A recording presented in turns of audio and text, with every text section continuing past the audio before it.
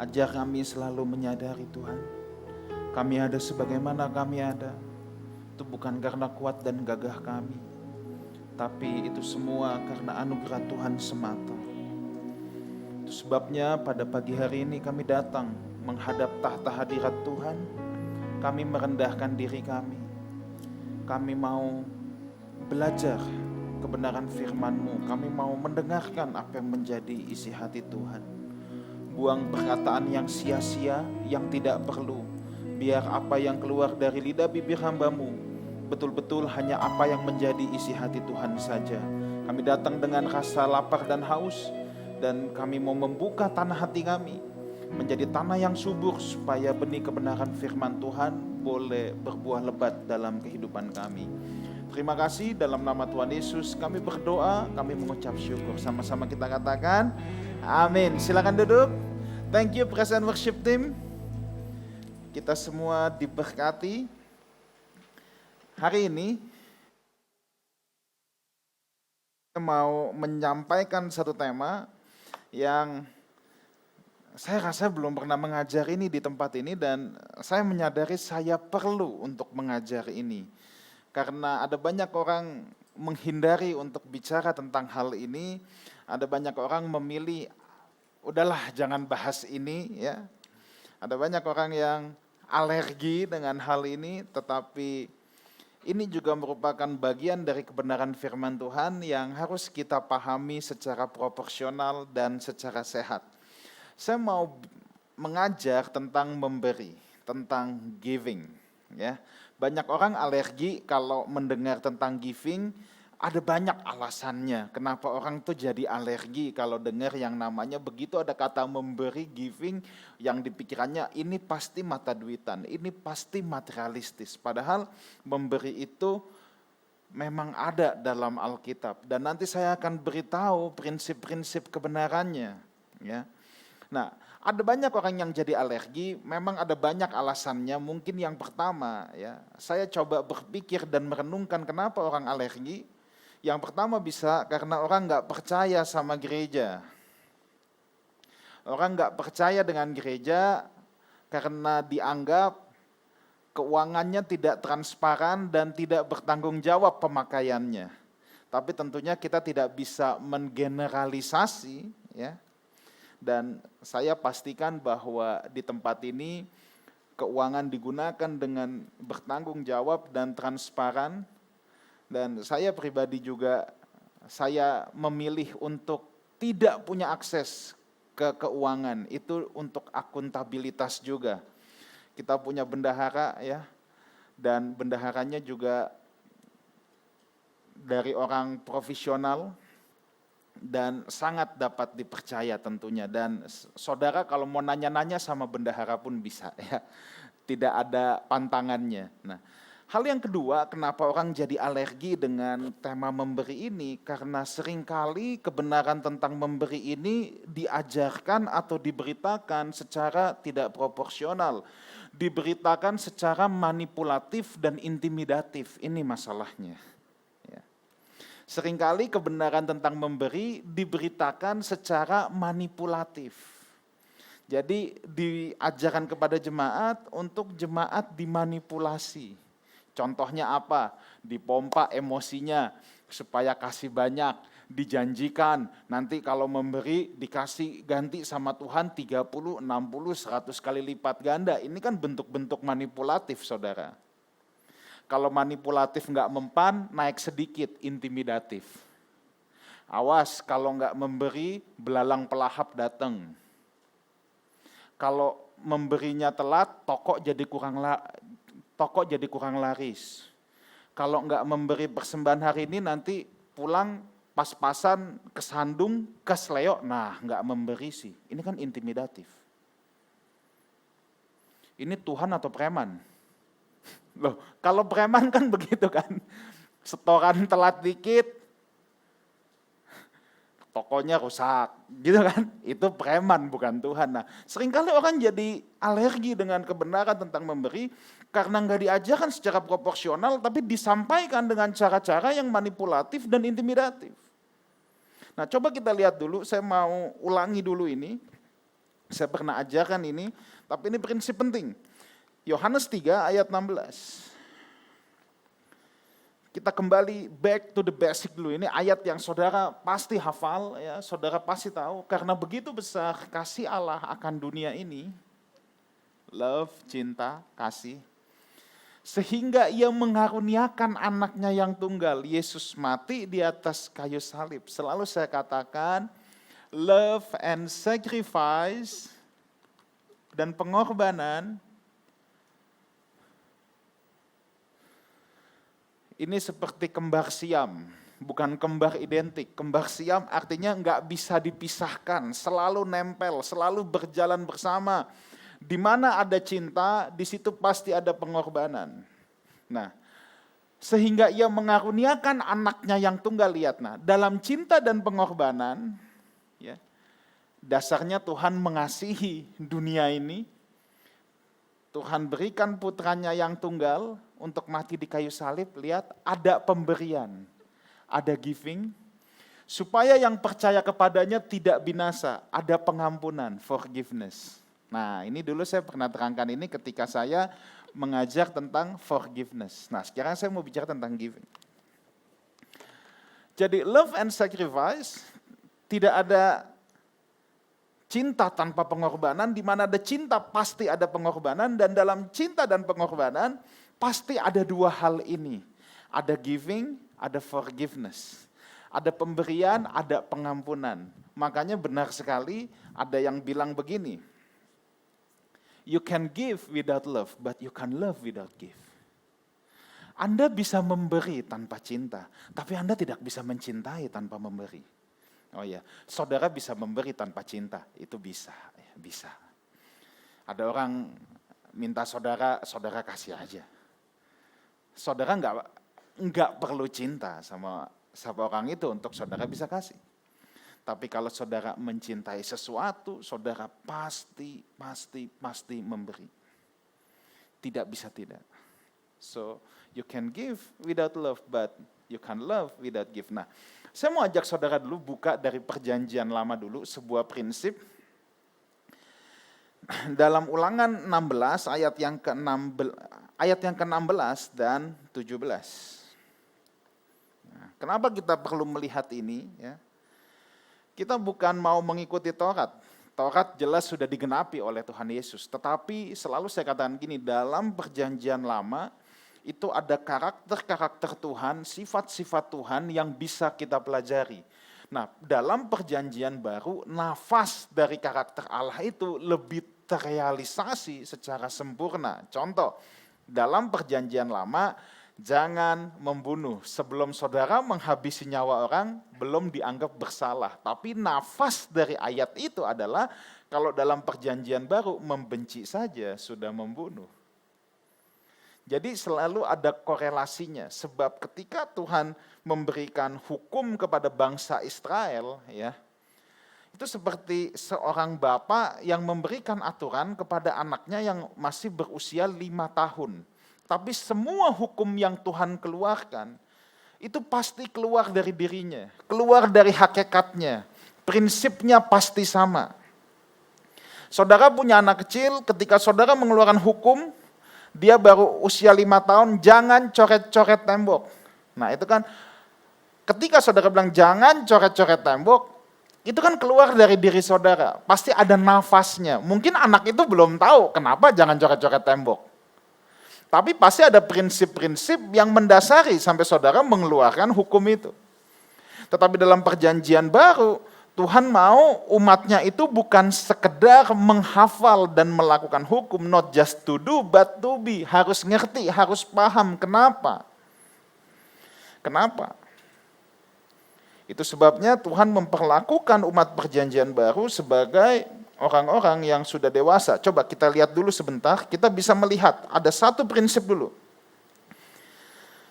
3 kali setahun setiap orang laki-laki di antaramu harus menghadap hadirat Tuhan Allahmu ke tempat yang akan dipilihnya. Ya. Lihat, ini kan bangunannya, bentuknya. Kita udah enggak 3 kali setahun, kita menghadap Tuhan tiap hari. Tapi saudara lihat, nanti di ayat ini ada nafasnya, ada karakter Tuhan, ada sebuah sifat Tuhan yang Tuhan mau ajarkan.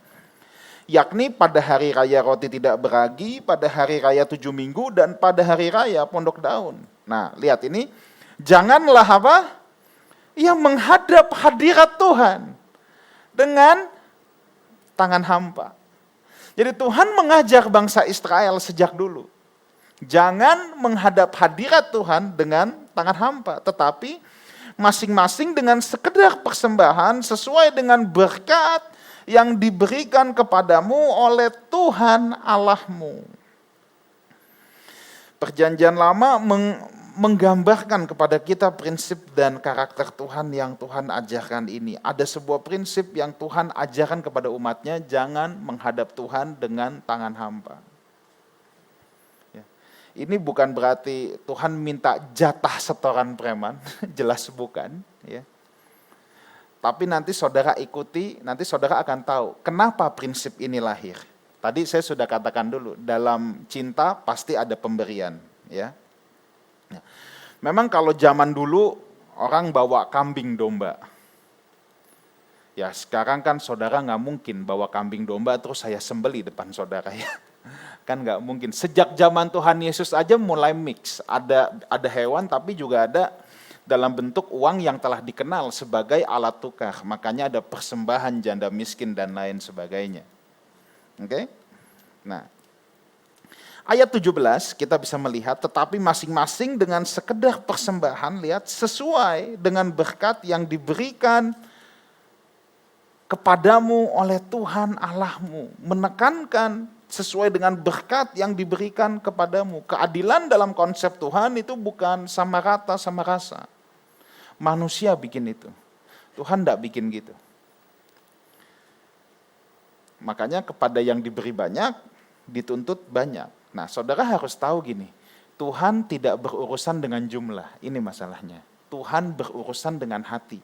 Ketika Tuhan bilang jangan menghadap hadirat Tuhan dengan tangan hampa, sebenarnya Tuhan sedang berurusan dengan hati manusia.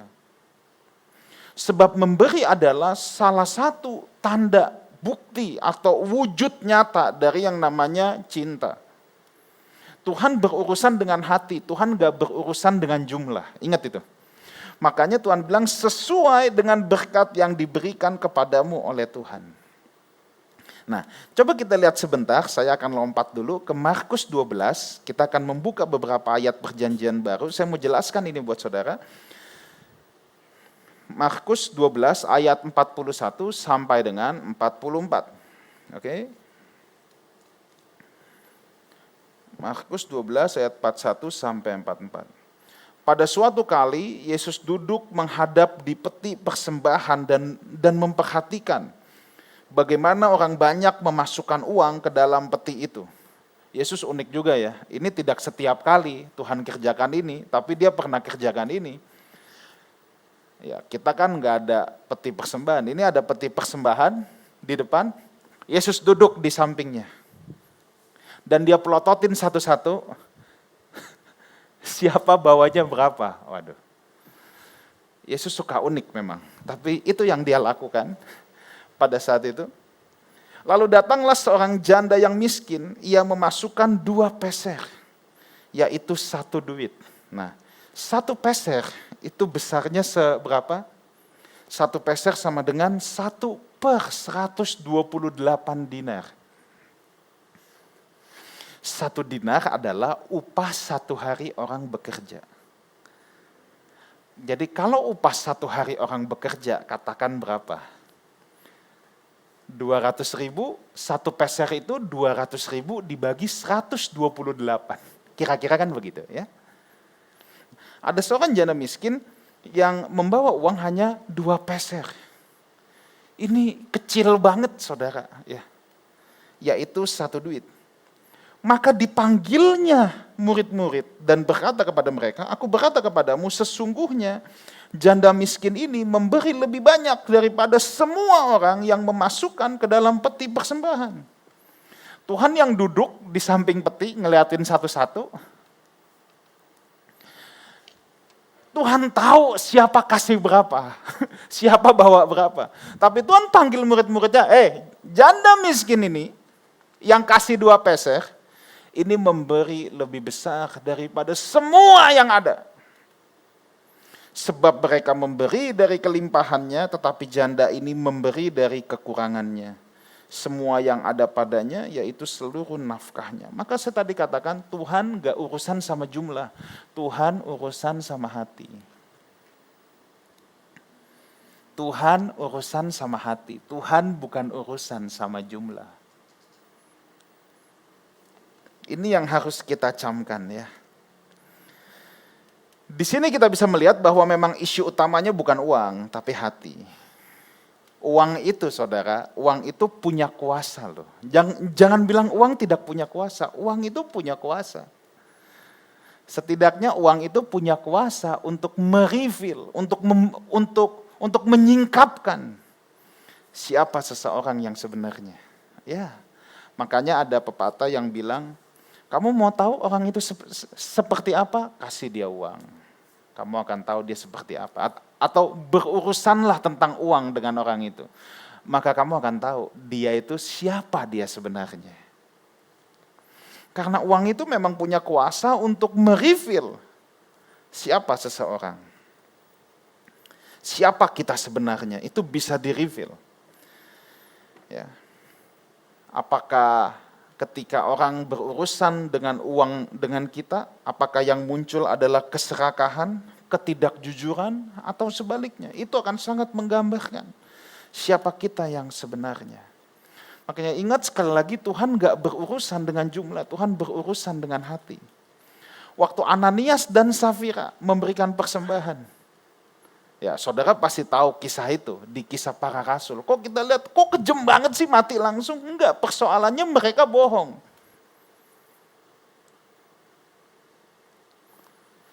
Itu kan enggak semuanya. Kenapa bilang semuanya? Ya lebih baik terus terang, Tuhan, hari ini aku cuman bisa segini Tuhan.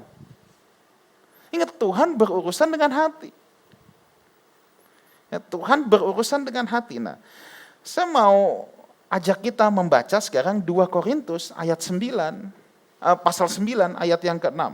Nah, saya akan jelaskan ini, kita mau baca sampai ayat yang ke-12, tapi saya akan jelaskan satu persatu, saya akan kupas satu persatu ayat-ayat ini, sebab ini mengajarkan tentang prinsip giving yang sangat baik. Oke, camkanlah ini, orang yang menabur sedikit akan menuai sedikit juga.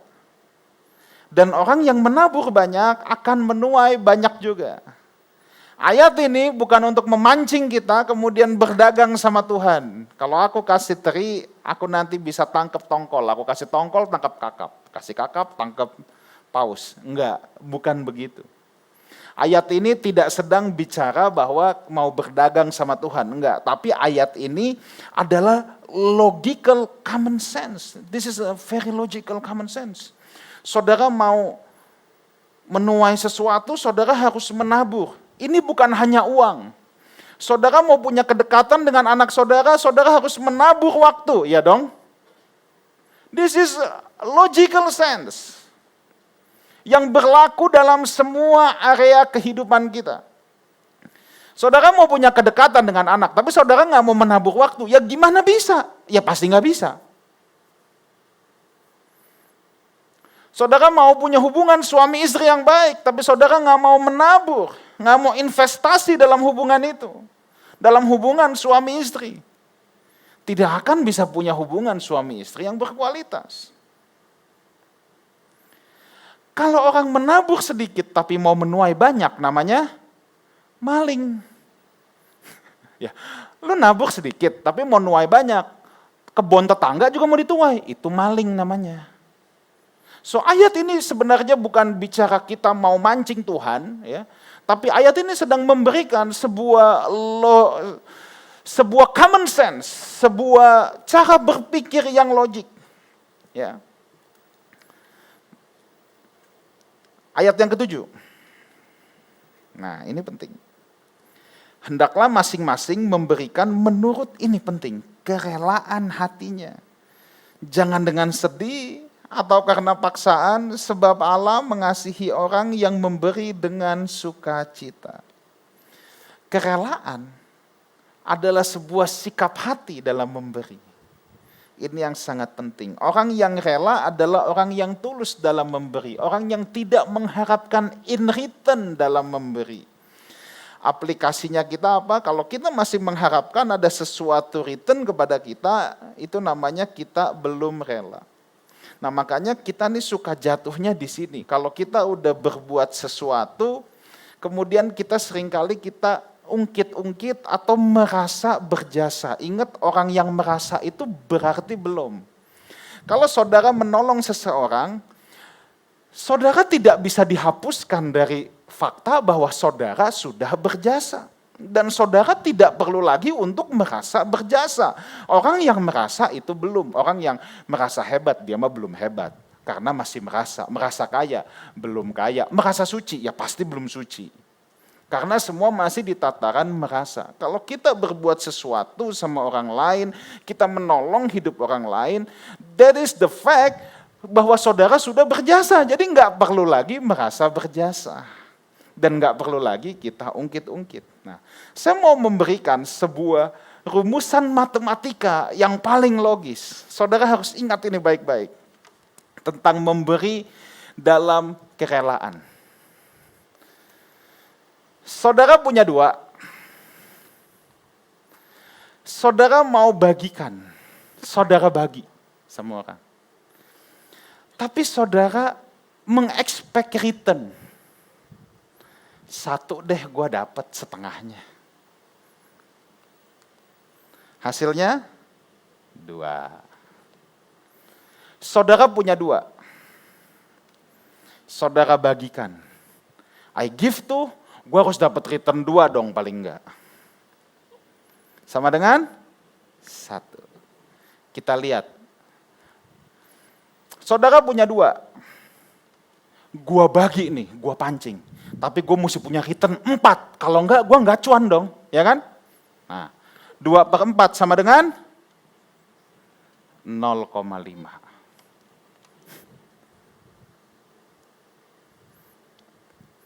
Semakin banyak yang saudara harapkan in return, berarti kita semakin gak tulus, kita semakin gak rela, justru resultnya semakin kecil. Tapi lihat ini, berapapun yang saudara punya, mau 1, mau 2, mau 3, mau 4, mau 1 juta, saudara bagikan. Tapi saudara tidak mengharapkan apapun. Sama dengan infinite. Sebab Tuhan yang akan menjadi sumber dan membackup saudara. Semakin saudara mengharapkan, the smaller. Kenapa? Itu menandakan ketidaktulusan. Tapi kalau saudara tidak mengharapkan apa-apa, dengar baik ini. Sorga tidak akan pernah kehabisan pasokan buat saudara. Either you have 1 atau 1 million. Kalau in return-nya 0, hasilnya adalah infinite. Sebab Tuhan yang menjadi sumber kita.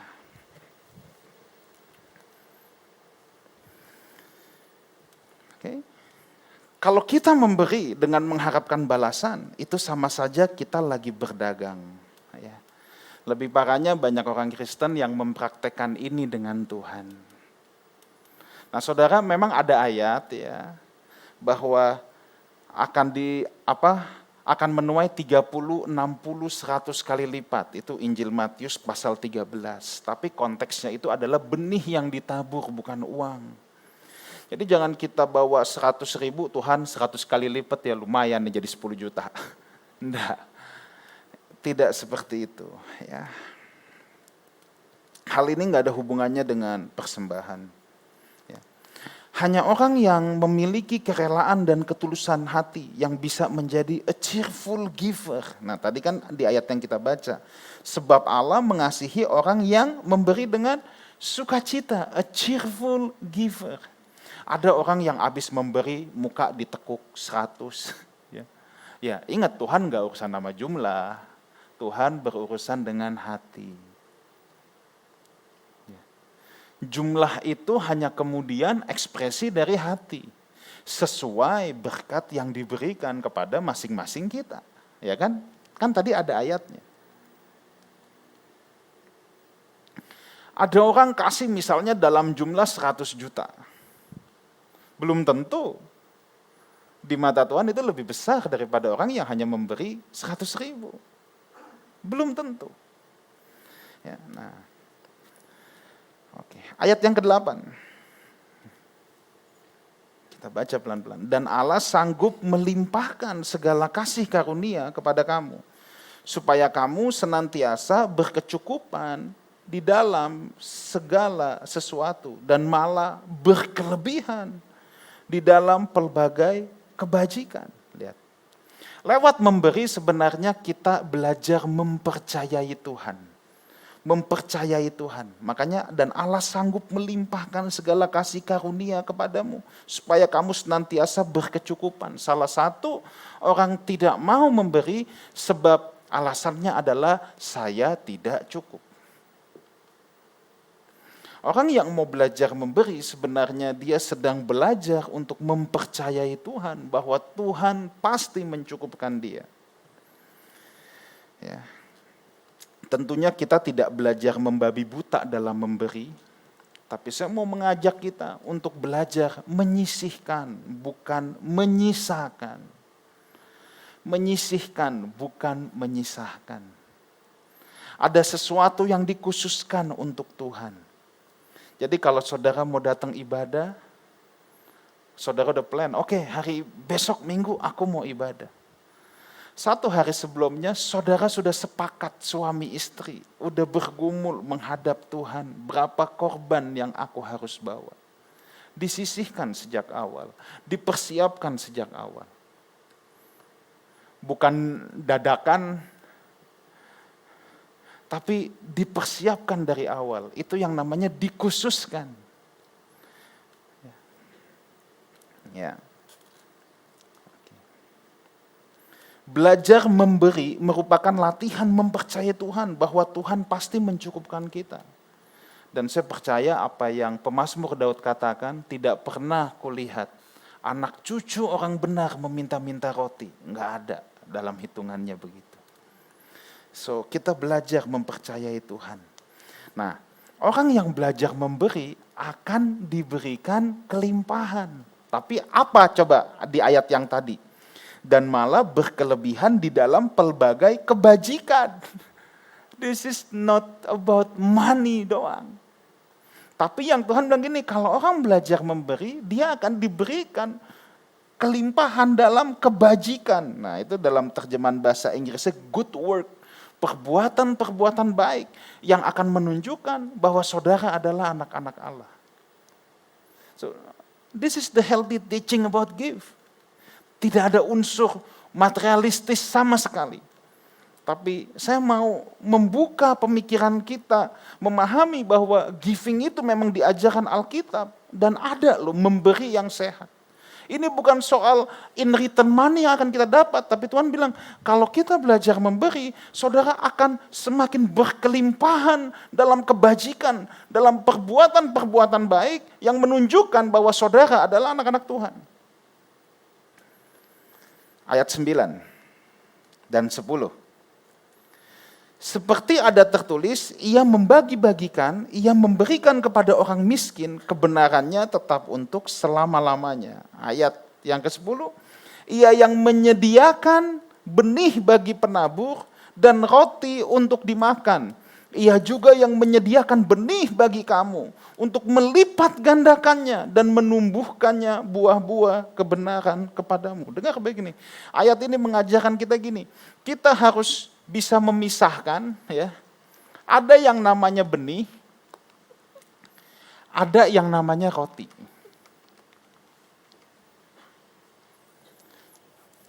Saudara harus punya kecakapan, harus bergumul sama Tuhan untuk mengetahui mana yang benih, mana yang roti.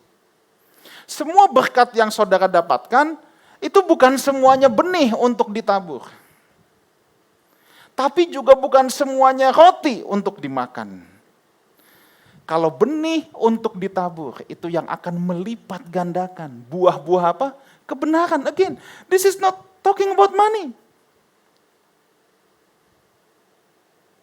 Kalau benih untuk ditabur, kalau roti, ya saudara boleh makan, saudara boleh nikmati itu. Kalau benih dimakan, yang pertama, rasanya nggak enak, percayalah. Benih dimakan itu pasti nggak enak. Yang kedua, kalau benih kita makan, maka tidak akan ada penuaian lagi. Karena dari benih itu yang menghasilkan tuaian. Kalau benihnya sudah tidak ada, berarti tidak akan ada tuaian lagi. Saudara, berkat yang saudara terima, saudara tidak perlu merasa, aduh kalau aku pakai buat kesenanganku ini, aku berdosa loh. Nah, bukan itu isunya. Sebab ada aja loh orang yang berpikir demikian. Jadi lama-lama Tuhan kayak psikopat, kalau ngelihat anak-anaknya seneng kayak marah gitu loh. Tuhan kita bukan Tuhan yang seperti itu. Tapi Tuhan mau mengajar kita dewasa untuk kita bisa membedakan. Ada yang namanya benih, ada yang namanya roti. Kalau benih, saudara harus taburkan kembali. Benih jangan dimakan. Tapi kalau roti, let's enjoy it. Nah, di sini yang saudara perlu ketajaman, perlu pergumulan dengan Tuhan.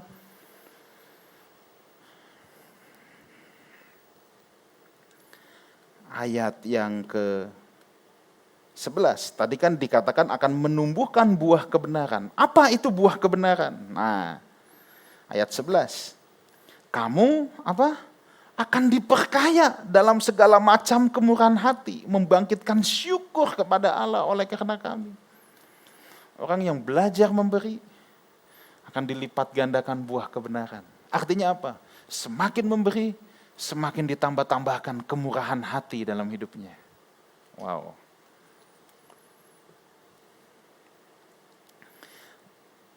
Lewat memberi, kita bukan saja, tadi saya katakan lewat memberi, kita belajar mempercayai Tuhan. Bukan itu saja, lewat memberi, kita juga belajar ini, bersyukur. Orang yang bersyukur tidak akan bersungut-sungut. Orang yang bersyukur tidak akan menghitung apa yang Tuhan percayakan kepada orang lain.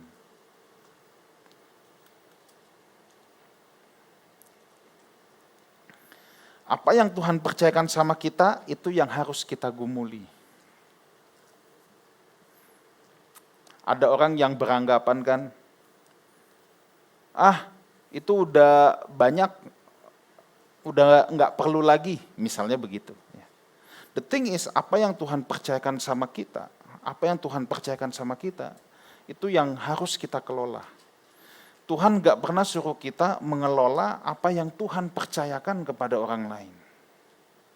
Ini prinsip penting dulu. Itu perumpamaan tentang talenta kan. Kenapa yang satu talenta itu ngedumel? Karena dia sibuk ngeliatin yang punya 3 sama punya 5. Padahal Tuhan kagak suruh dia untuk ngurusin yang itu.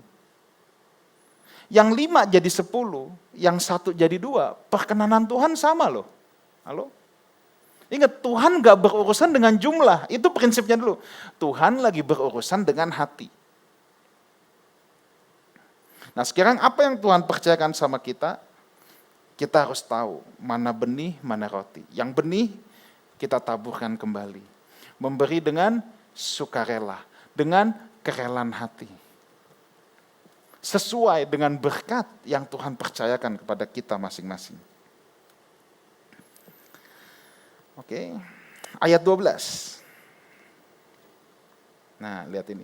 Sebab pelayanan kasih yang berisi pemberian ini bukan hanya mencukupkan keperluan-keperluan orang kudus, tetapi juga melimpahkan ucapan syukur kepada Allah. Dengar baik ini.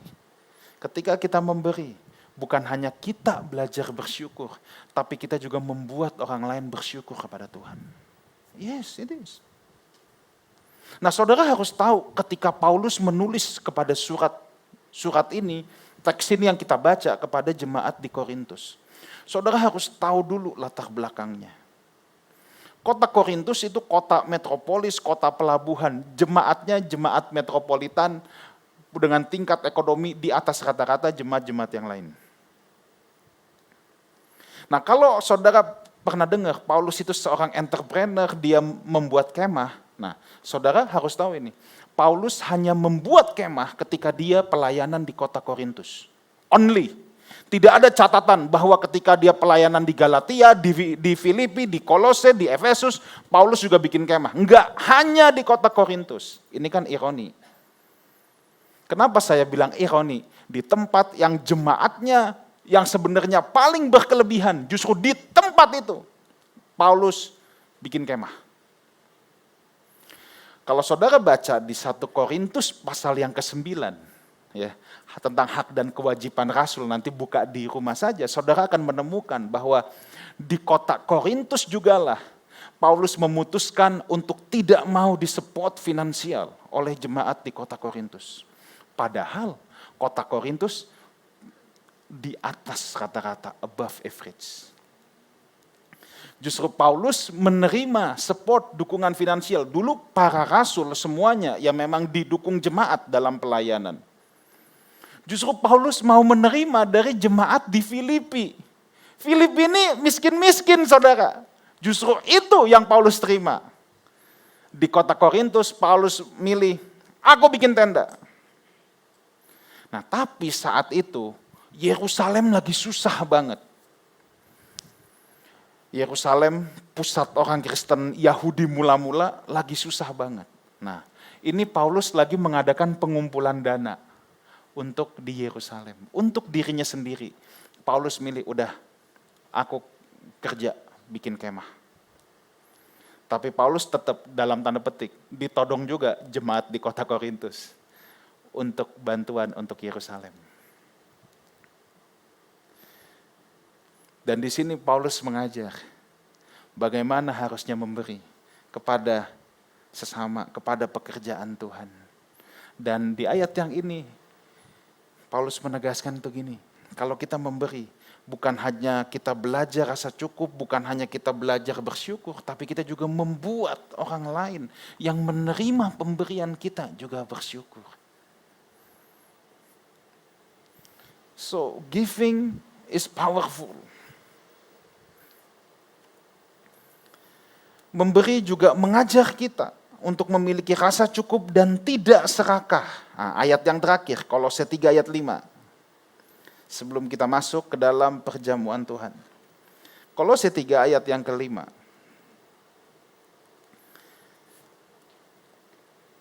Lihat.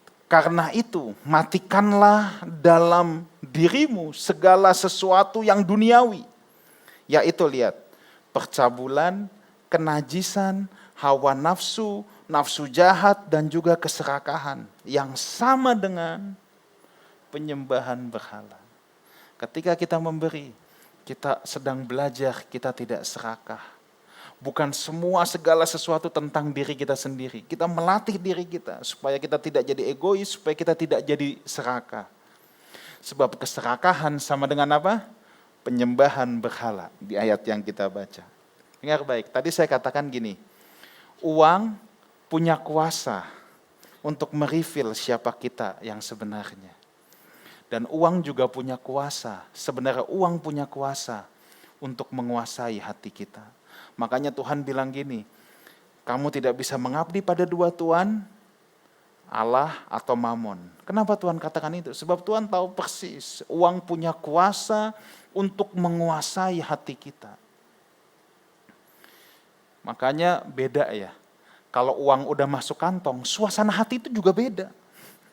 Loh iya, sebab uang itu punya kuasa untuk menguasai hati kita. Tapi ketika kita belajar memberi, kita juga belajar untuk uang tidak boleh menguasai hati kita. Jadi ketika Tuhan bilang kepada bangsa Israel, jangan menghadap Tuhan dengan tangan hampa. Apa yang sedang dilatih sama Tuhan? Hati. Yang sedang dilatih oleh Tuhan kepada orang Israel itu hati. Dan rupanya giving itu It's not about money. Ini tentang hati. Tuhan sedang melatih hati kita. Tuhan melatih cara hidup kita. That's why saya bilang pengajaran tentang giving itu penting. Tapi satu hal, kita memberi karena cinta. Because it's all about heart. Ini semua tentang hati. Kita bukan memberi karena mau mengharapkan lebih banyak lagi, mau dianggap berjasa, atau mau apapun itu. Tapi kita mau memberi karena cinta. Karena begitu besar kasih Allah akan dunia ini, Tuhan yang memberi terlebih dahulu. Saya mau ingatkan buat saudara, Tuhan kita bukan preman yang suka ngancem-ngancem intimidasi. Tapi Tuhan mau lihat hati anak-anaknya. Dan kalau kita mengasihi Tuhan, salah satu wujud nyata pasti giving. Karena orang tidak bisa mengasihi tanpa memberi. Saya berdoa kiranya apa yang saya bagikan ini bisa membuka mata pengertian kita, membuat kita memiliki perspektif, pandangan yang proporsional tentang kenapa kita harus memberi.